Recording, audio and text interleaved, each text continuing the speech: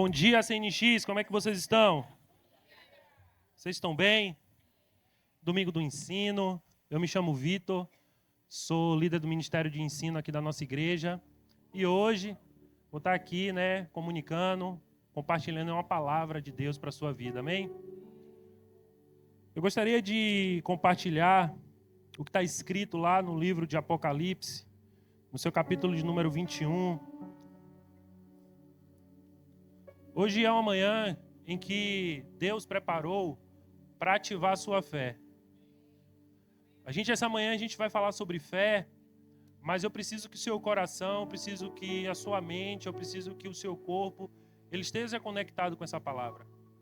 Não sou eu, não é o instrumento aqui do púlpito, mas é o Espírito Santo de Deus que vai te avivar essa manhã. Amém? Vamos lá. Apocalipse, capítulo número 21, verso número 3 em diante.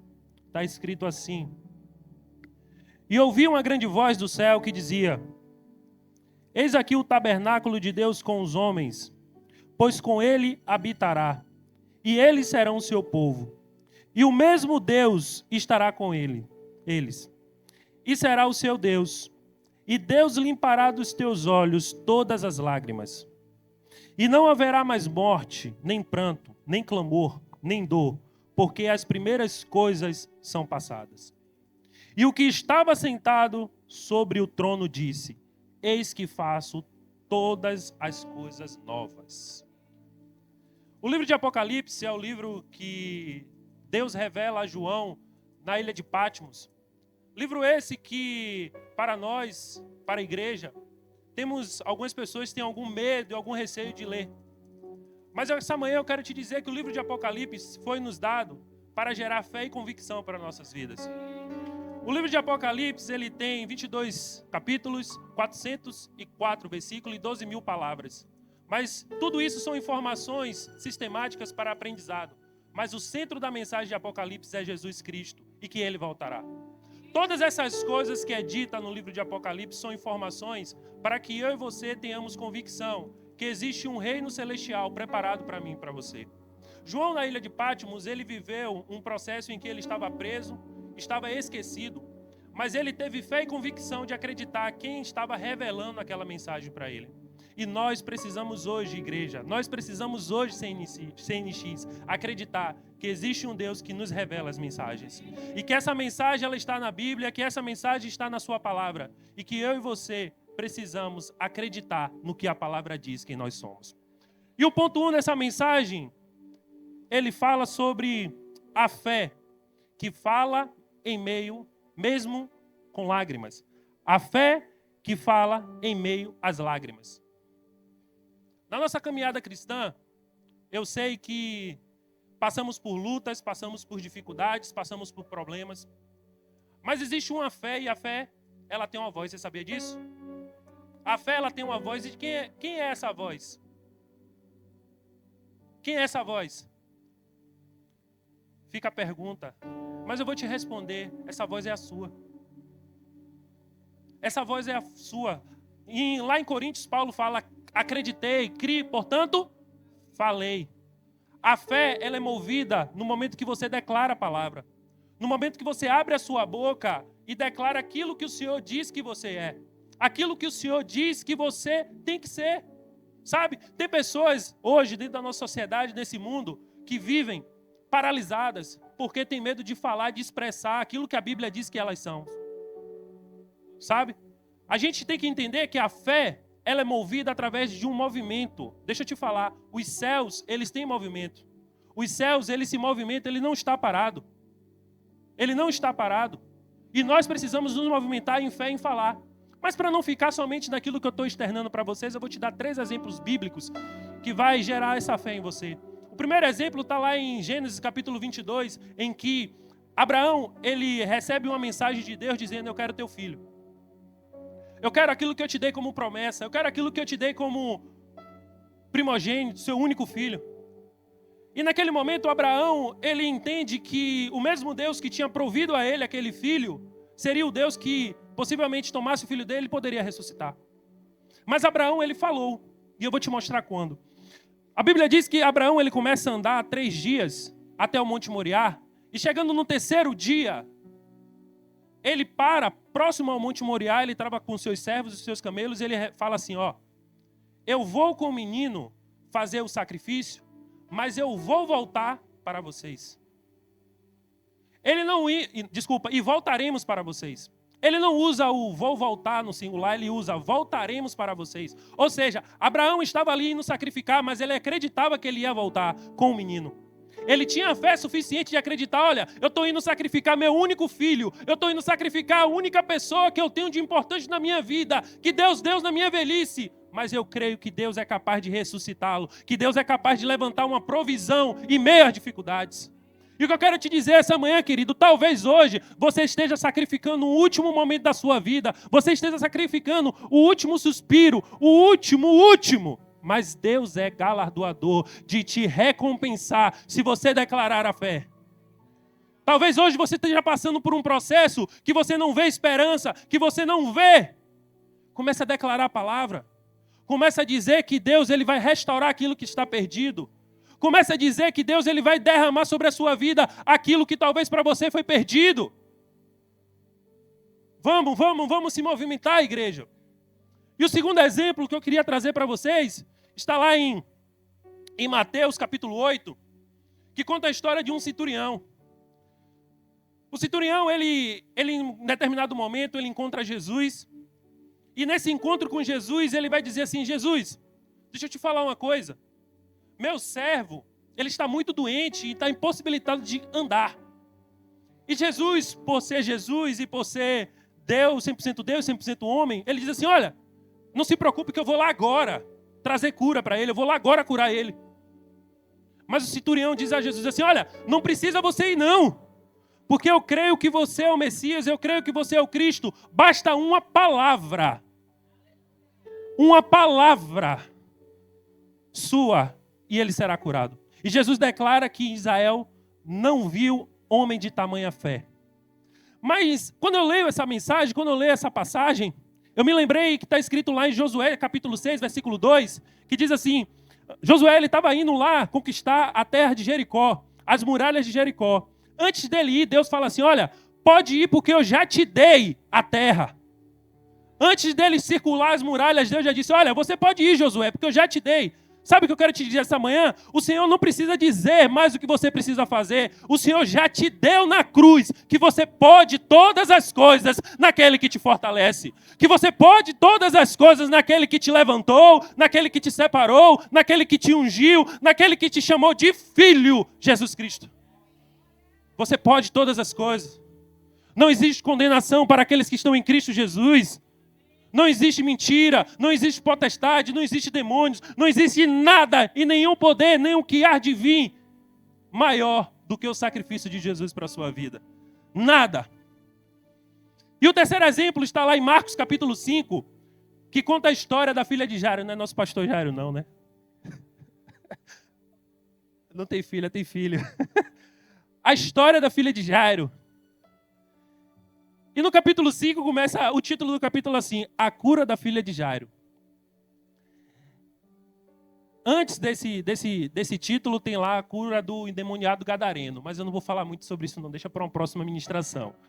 Mas seguindo, tem a cura da filha do Jairo. E é basicamente o seguinte, Jesus, mais uma vez, fazendo milagres, ensinando, curando.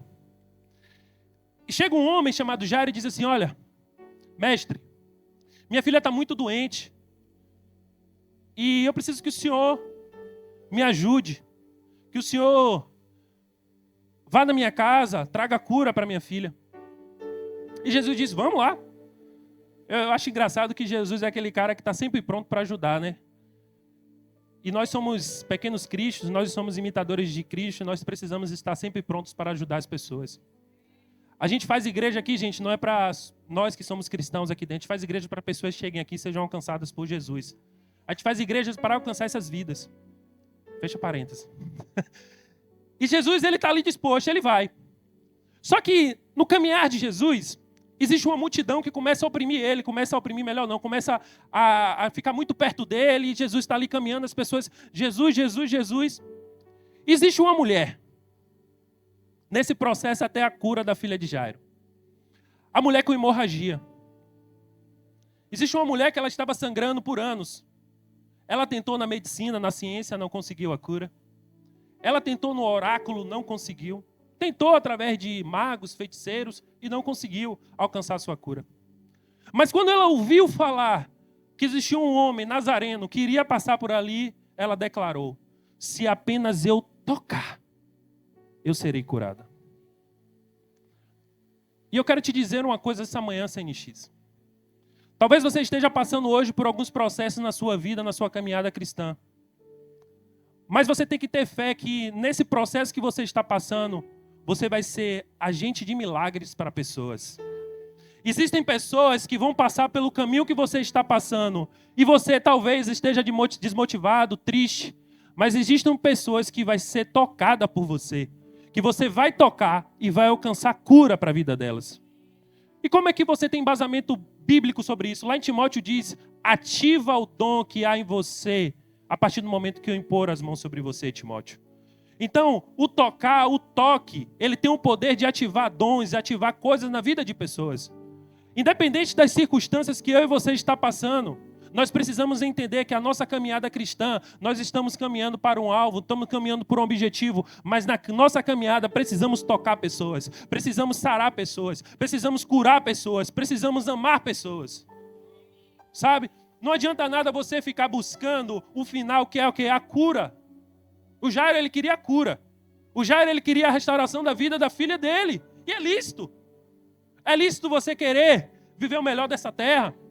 É lícito você querer ter o melhor carro. É lícito você querer ter o melhor emprego. É lícito você querer ter finanças equilibradas. É lícito. Mas você tem que entender que o processo da sua vida precisa alcançar pessoas.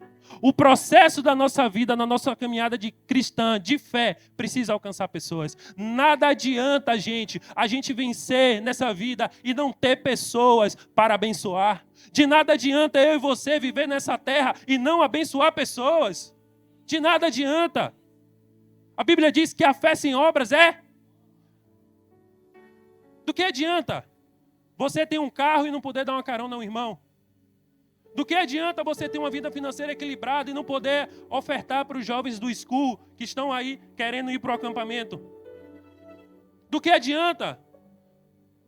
A Bíblia fala lá em Atos que eles cresciam no compartilhar do pão, na comunhão, no ensino da palavra, e Deus ia acrescentando as coisas sobre a vida deles. Deixa eu te falar, a partir do momento que eu e você começarmos a compartilharmos como os irmãos, como irmão em Cristo, compartilhar nossos bens, compartilhar nossas coisas, compartilhar nossas bênçãos, vamos trazer mais pessoas para esse lugar.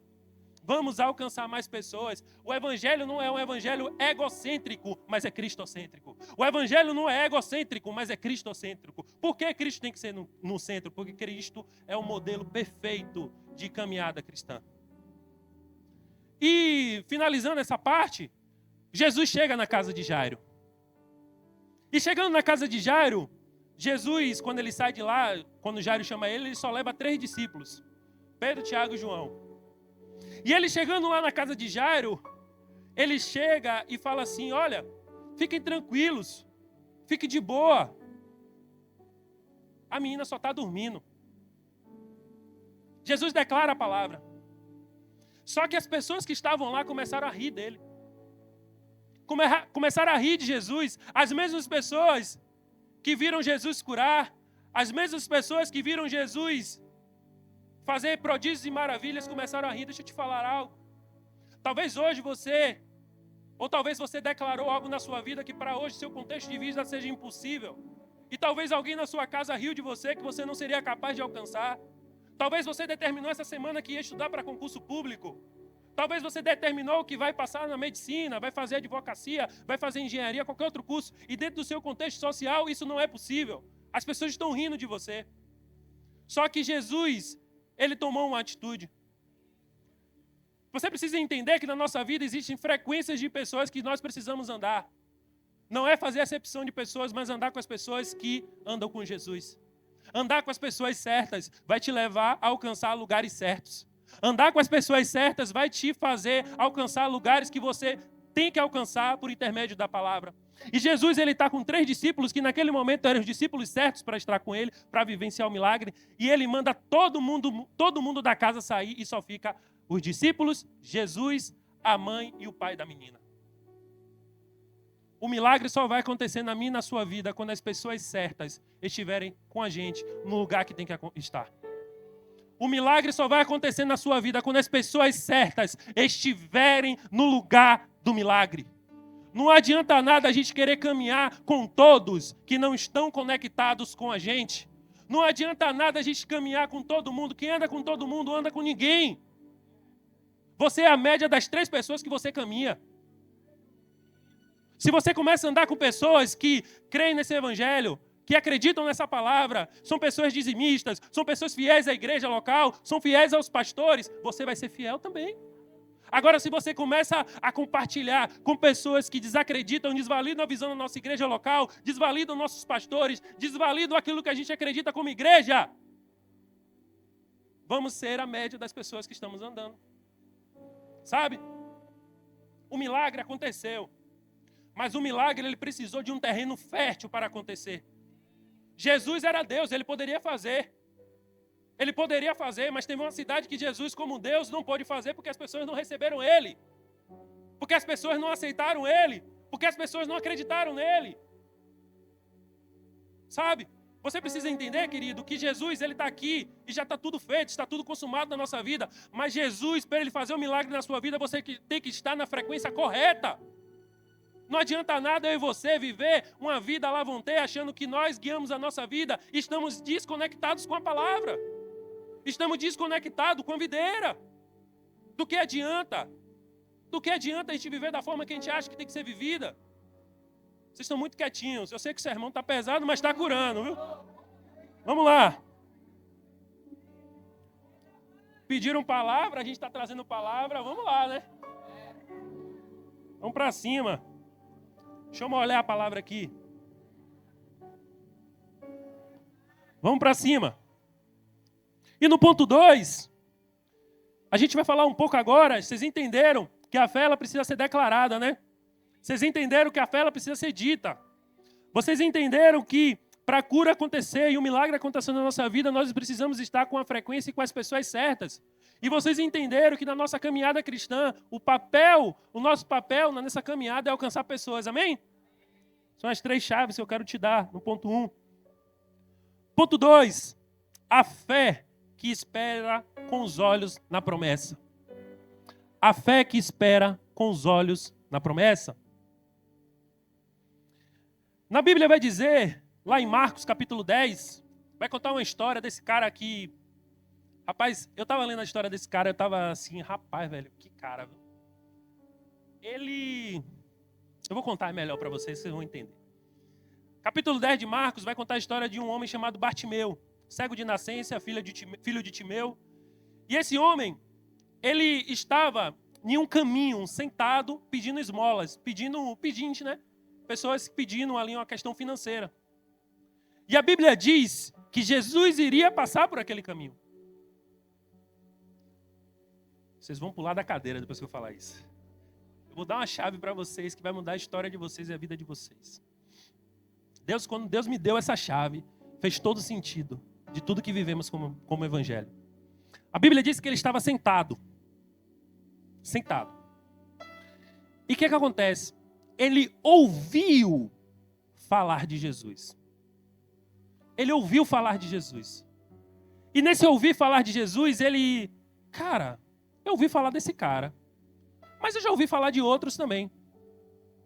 E quando ele ouve falar de Jesus, ele procurou saber de onde é que Jesus era. E ele soube que Jesus era de Nazaré.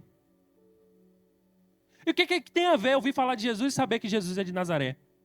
Para todo judeu que conhece a Bíblia, conhece a palavra, conhece a Torá, ele sabia que a promessa do Messias viria por Nazaré.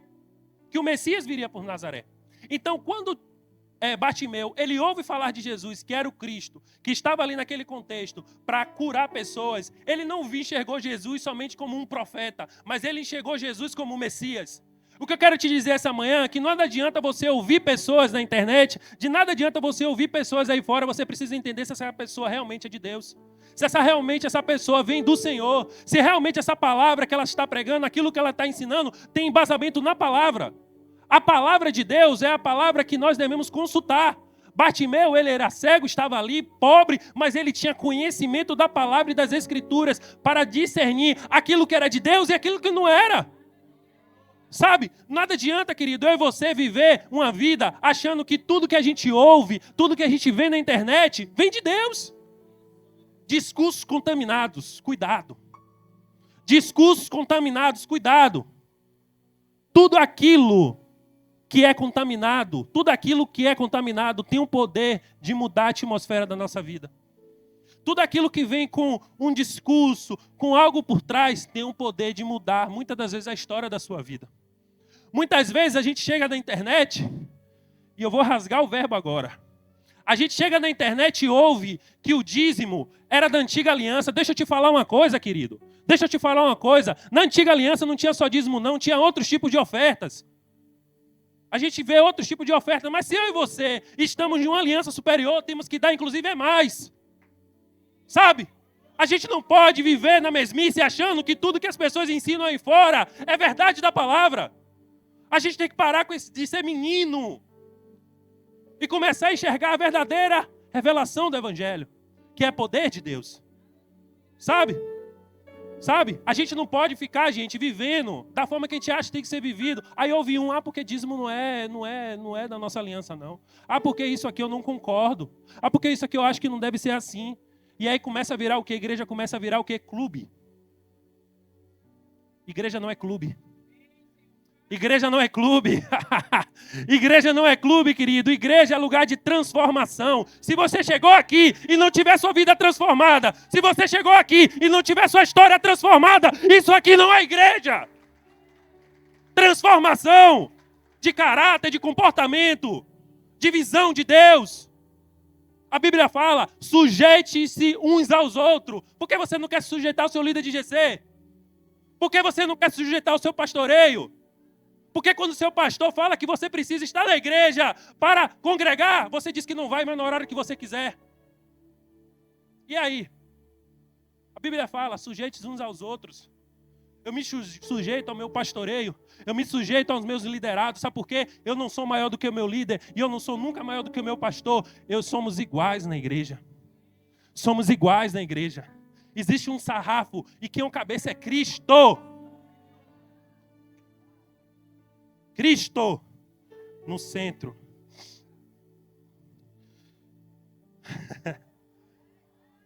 Vamos. Tá esquentando. O segundo é em Atos, capítulo 1, que fala que eles estavam esperando por algo. No capítulo 1 de Atos vai dizer que os 120, os discípulos, estavam lá. Enfim, não vou entrar muito nessas explicações porque toma tempo. Mas eles estavam lá em Atos 1, esperando a promessa que Jesus tinha dado a eles. De quê?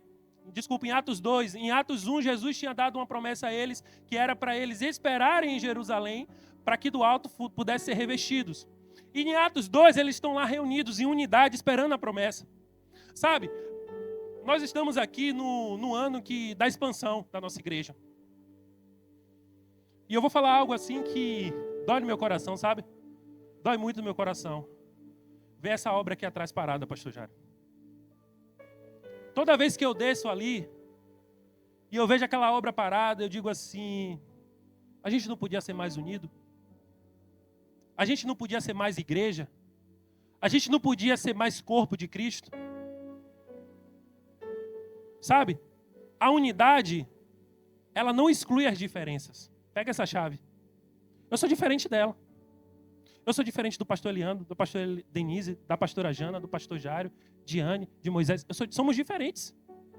Só que a unidade, ela deixa nossas diferenças de lado e foca no propósito do Evangelho. O propósito do Evangelho é ir por todo mundo e pregar o Evangelho a toda criatura. Aquele que for salvo e for batizado será salvo. Nós precisamos pregar o Evangelho para as pessoas, gente. Olhe como está cheio esse auditório. Quando fizermos a expansão, vamos estar em unidade. Quando começarmos a botar a mão na massa e quando você assumir um compromisso da jornada, você precisa cumprir. A palavra do crente é se ensina ou não, que passar disso vem de quem? A palavra do crente é se ensina ou não, gente. Se você fez um compromisso com a jornada dessa igreja, e está até fora do esboço aqui, se você fez um compromisso com a jornada dessa igreja, cumpra. Cumpra. Se você talvez não fez, eu estou te ensinando a viver a palavra. Eu estou ensinando aquilo que eu ensino lá embaixo para os alunos. A ser intensos. A entender que a unidade, ela vai atrair a promessa de Deus para a nossa vida. Quando eles estavam lá em Atos 2, reunidos na mesma unidade, no mesmo propósito, na mesma visão, naquilo que Deus tinha levantado para a vida deles, o Espírito Santo desceu. Houve mover, houve salvação, houve cura. Às vezes a gente quer mover na igreja, é muito bom isso, mas mover sem unidade é movimento. Mover sem unidade, vou repetir para você dar glória, mover sem unidade é movimento. E a gente aqui não prega movimento, a gente prega mover de Deus, palavra de Deus, ensino da palavra. Aleluia. Vamos para cima. E fechando, eu quero recitar aqui um versículo que eu amo muito, que está lá em Filipenses, capítulo 1, versículo 21, que diz assim, ó: o meu viver é Cristo. O apóstolo Paulo fala, o meu viver é Cristo e o morrer é lucro. Nós temos que entender o seguinte, que a nossa missão de vida é isso aqui. E o nosso trabalho é meio de vida. Vou repetir para você pegar essa chave. No dia que você entender isso aí, você vai entender o resto do Evangelho. Nossa missão de vida é pregar as boas novas. Quão formoso é os pés daquele que anunciam esse Evangelho. A nossa missão de vida é pregar o Evangelho. E o nosso meio de vida é nosso trabalho. É as coisas que fazemos aí fora. Nós precisamos entender que existe uma missão que foi dada pelo nosso Mestre Jesus. Viva Cristo. Mas se você morrer, é lucro, porque você vai para um lugar que todo mundo aqui quer ir, que é a eternidade. Nós iremos para um lugar em que Jesus vai estar lá. Vamos encontrar os pais na fé, vamos encontrar os profetas, vamos encontrar as pessoas lá na vida celestial. O morrer é benefício para aqueles que entendem a mensagem da cruz. E eu não estou pregando morte para a sua vida, querido. Eu estou pregando que você precisa viver para Cristo. Eu estou pregando que você precisa viver para Ele. E é por Ele, por Ele, por Ele, por Ele. Amém? Ponto 3. A fé que segue firme até que Ele venha. E Paulo ele vai dizer lá a Timóteo, no seu capítulo 4, eu combati o bom combate, acabei a carreira e guardei minha fé. Nossa vida vai existir bons combates. Existe um termo dentro da teologia sistemática chamado apologética, que é a defesa da fé, daquilo que você acredita. Apologética é algo que todo cristão tem que ter. Se hoje alguém testasse a sua fé, você teria conhecimento da palavra, não para rebater, mas para reafirmar aquilo que você crê em Jesus? Precisamos entender que esse evangelho é poder de Deus para crescimento da nossa vida. Precisamos entender que quando conhecemos a palavra, quando somos cheios da palavra, existe um poder de Deus sobre nós, até que Ele venha. E vamos ter combates e vamos ter que combater os bons combates. Sabe? Quando na rede social, o extremismo, a mentira de Satanás se levanta, nós estamos nos posicionando como igreja? Fica a pergunta. Será que quando falam mal dos líderes sérios desse Brasil, dos pastores sérios desse Brasil, até mesmo do seu pastor, você é o primeiro a levantar uma bandeira dizendo, não, meu pastor é diferente? Sabe? A gente tem que parar e ter o que está lá escrito em Romanos 12, e não vos conformeis com esse mundo, mas buscai a transformação da sua mente para que vocês vivam a boa, perfeita e agradável vontade de Deus. Cara, eu estou pregando aqui para uma igreja viva. Eu não estou pregando para uma igreja morta, é uma igreja viva. Nós precisamos entender, queridos, que acabou o tempo. Paulo fala, era menino, falava como menino, mas eu sou homem, falo como homem. Sabe? Vamos viver a estação da nossa vida. E a estação dessa igreja é expansão. É expansão, gente. É expansão. E seguindo, eu queria trazer, para fechar, que está lá. É uma parábola que fala muito sobre... Eu gosto muito dessa parábola, está lá em Mateus 24, que é a parábola das 10 virgens. A Bíblia vai dizer que existiam 10 virgens, 5 prudentes e 5 tolas. E essas 10 virgens, elas estavam à espera do noivo. Ou seja, qual a chave que eu estou te dando? Todas eram cristãs. Todas estavam esperando Jesus. Todas estavam na igreja. Mas a Bíblia diz que 5 tinham o quê? Azeite. E 5 deixaram o azeite acabar.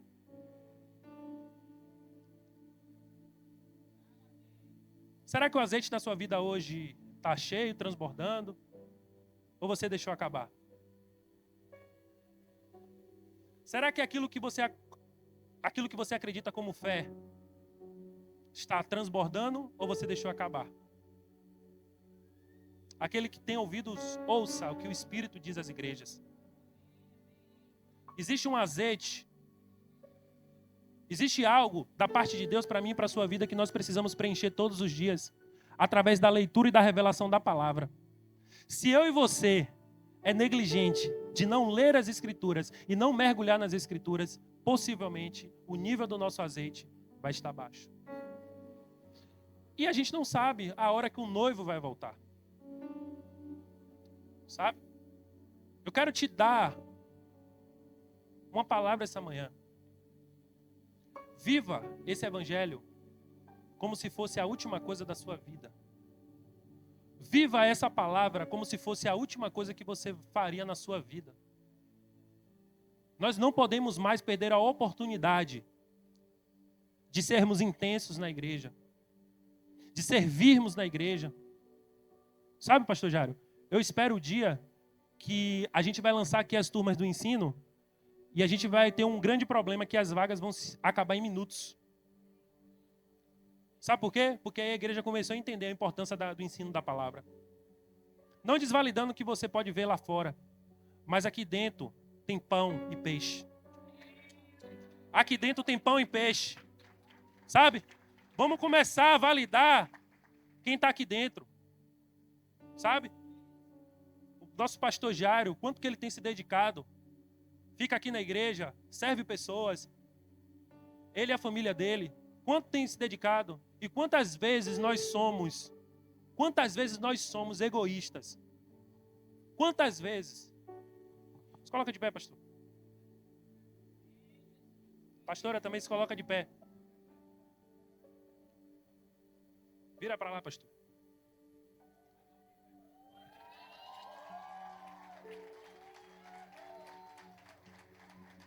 A Bíblia fala que a ovelha ouve a voz do seu pastor. Ele é o pastor e ela é a pastora dessa igreja, desse campus. Quando eles falarem, ouça a voz dele. Porque eles não estão aqui para brincadeira, não. Eles estão aqui para cuidar de cada um de vocês. Eles estão aqui para serem pastores de vocês.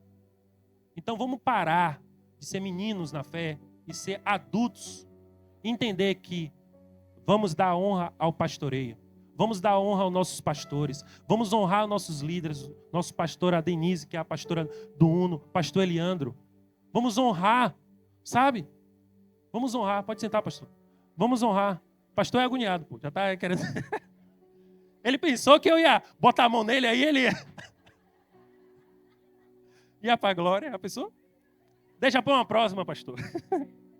Então é isso, gente. As 10 virgens, né? Rapaz, esse tempo aqui, velho... Ó, gente, Neide, você lembra daquele nosso combinado? Bota mais 20 minutos aí. Brincadeiras à parte. Mas estamos chegando no final. E o louvor pode vir. Eu gostaria somente de ler o que está escrito lá em Romanos 8. E para fechar, né? Eu quero declarar uma palavra sobre a sua vida, sobre a sua fé. E está escrito assim em Romanos 8. Versículo 18 diz assim: as aflições do tempo presente não são comparadas à glória que há de ser revelada nas nossas vidas. Existem aflições. Jesus falou, no mundo tereis aflições. Tenha bom ânimo, porque Ele venceu. Sabe? Quando as aflições baterem na nossa porta, precisamos declarar a palavra. O Senhor é meu pastor e nada me faltará. Sabe? A gente tem que declarar a palavra. A gente não pode deixar de lado a palavra de Deus. A nossa fé, ela tem que ser pautada na palavra. Vamos viver a eternidade até que Ele venha quando entregarmos a palavra. Quando não tivermos medo de falar a palavra. Quando não tivermos medo de ensinar a palavra. Sabe? Nada adianta, velho. De nada adianta a gente viver, a gente caminhar nessa terra sem a palavra de Deus. Se nós não tivermos um devocional diário, se nós não tivermos um momento separado para ouvir Deus falar conosco. Ele falou para mim que existe algumas pessoas aqui nessa manhã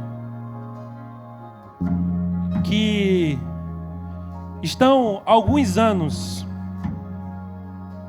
tentando passar em uma prova de concurso público. Que estão estudando, mas no momento da prova trava, no momento da prova não consegue. Sempre acontece alguma coisa. E Deus estava ali me lembrando muito isso. Eu quero te chamar aqui à frente. Existe algo para ser destravado na sua vida hoje, espiritual. Se é você, vem aqui, perca a vergonha, perca o medo. Vem aqui à frente. Eu quero orar por você. Vem aqui à frente. Vem aqui à frente.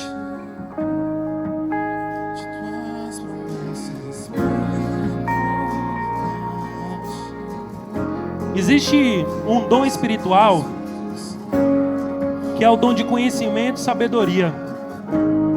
Esse dom espiritual, o Espírito Santo, ele dá para algumas pessoas em específico.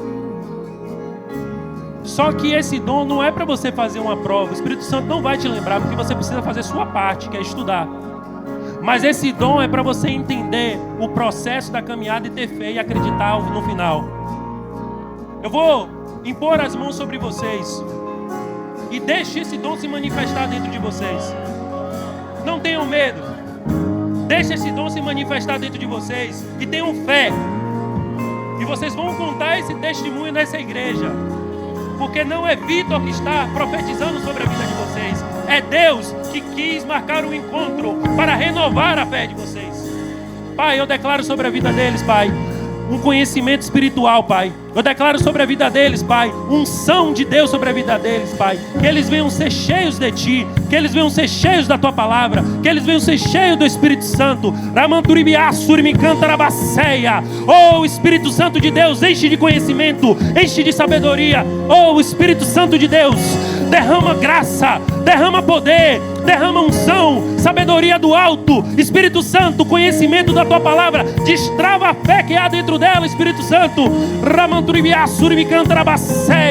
Oh, Espírito Santo de Deus, enche, enche, enche, Espírito Santo. Oh, Deus, Pai, eu te peço, Senhor, o Teu filho, Pai, está aqui nessa manhã, Pai, querendo ser cheio, cheio. Pai, renova as promessas, renova, Senhor, as promessas sobre a vida dele. Senhor, toda palavra negativa que foi dita a ele, Pai, toda palavra negativa que foi declarado sobre a vida dele agora, no mundo espiritual, será anulada. Ele vai viver o melhor dessa terra, ele vai viver o melhor dessa terra.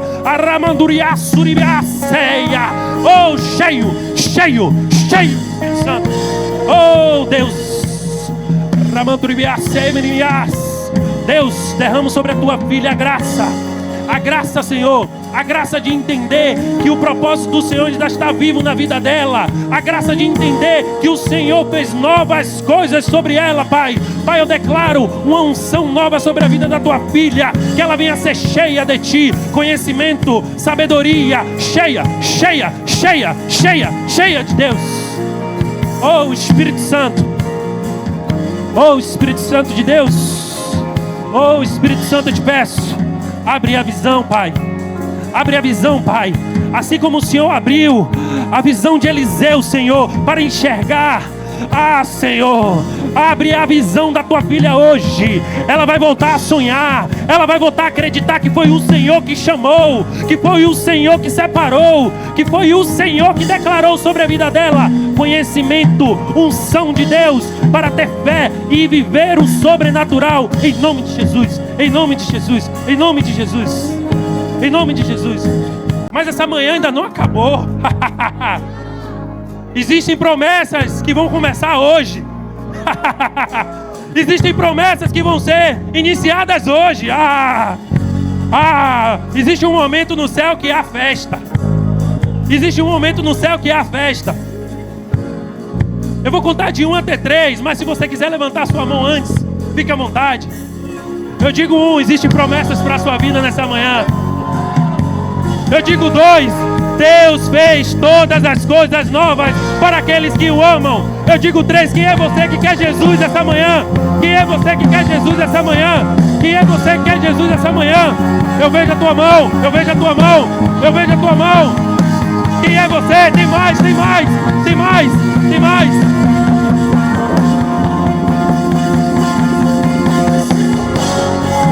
Tem mais pessoas, tem mais pessoas. Talvez o medo esteja te impedindo. Talvez a tristeza esteja te impedindo. Mas essa manhã o Senhor separou para te alcançar. Tem mais pessoas? Quem é você?